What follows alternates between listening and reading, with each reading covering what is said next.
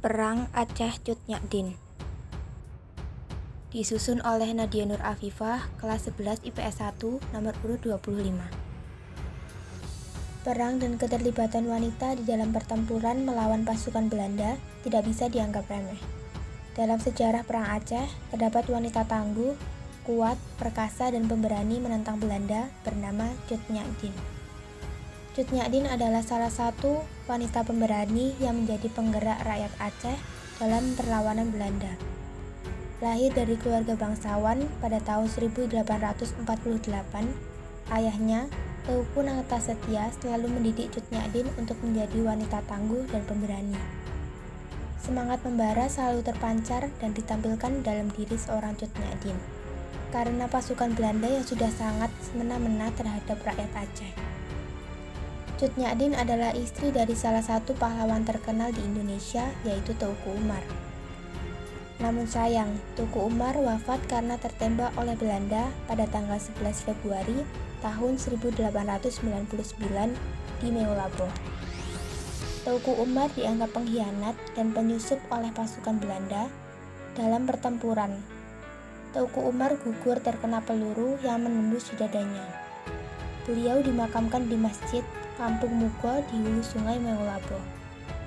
Mendengar kabar kematian suaminya, Cut Nyak Dien sangat bersedih. Namun bukan perjuangannya telah berakhir.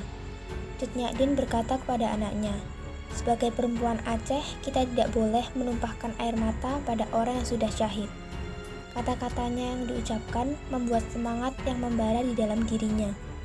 Ia bertekad untuk bisa menebas habis pasukan Belanda yang sudah menindas rakyat Aceh dan sudah menghilangkan nyawa suaminya, yaitu Teuku Umar.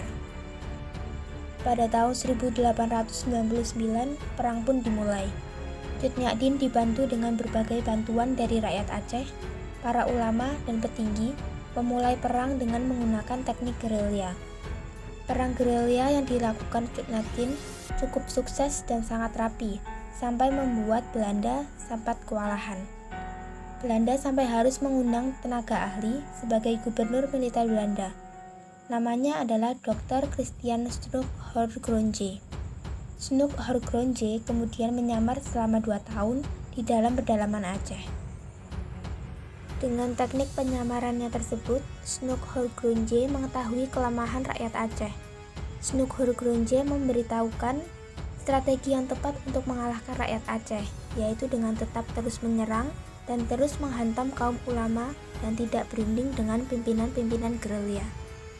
Selain itu, ia juga mendirikan pangkalan tetap di Aceh Raya, menunjukkan niat baik Belanda kepada rakyat Aceh dengan cara mendirikan masjid dan langgar untuk tempat ibadah, memperbaiki jalan-jalan irigasi, dan membantu pekerjaan sosial rakyat Aceh. Dengan strategi merusak dari dalam yang dilakukan oleh Snoek Hoorngronje, mengakibatkan melemahnya pasukan Aceh. Akan tetapi, Cut Nyak Dien selalu bisa memimpin perlawanan melawan pasukan Belanda, terkhusus di daerah pedalaman Meulaboh bersama pasukan kecilnya. Pasukan ini terus bertempur sampai kehancuran pada tahun 1901 karena tentara Belanda sudah terbiasa berperang di medan daerah Aceh. Selain itu, Cut Nyak Dien sudah semakin tua, matanya sudah mulai rabun dan juga ia terkena penyakit encok.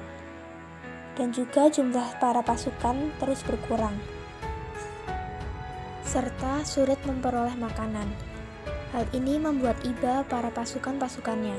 Anak buah Cut Nyak Dien yang bernama Panglot melaporkan lokasi markasnya kepada Belanda karena iba kepada Cut Nyak Dien. Akibatnya, Belanda menyerang markas Cut Nyak Dien di Beotong Lesageo. Setelah ditangkap, Cut Nyak Dien dibawa kepada Aceh dan dirawat di sana. Penyakitnya seperti rabun dan encok sudah mulai berangsur sembuh. Namun, Cut Nyak Dien akhirnya diasingkan di Sumedang, Jawa Barat, karena Belanda takut kehadiran Cut Nyak Dien dapat menciptakan semangat perlawanan. Cut Nyak Dien dibawa ke Sumedang bersama dengan tawanan politik Aceh lainnya. Kehidupan Cut Nyak Dien setelah diasingkan adalah banyak ibadah, seperti zikir, sholat. Selain itu, beliau juga mengajar ngaji di kampungnya, Sumedang, Jawa Barat. Pada tanggal 6 November 1908, Cut Nyak Dien menghembuskan nafas terakhir dan dimakamkan di kompleks makam Cut Nyak Dien, Sumedang, Jawa Barat.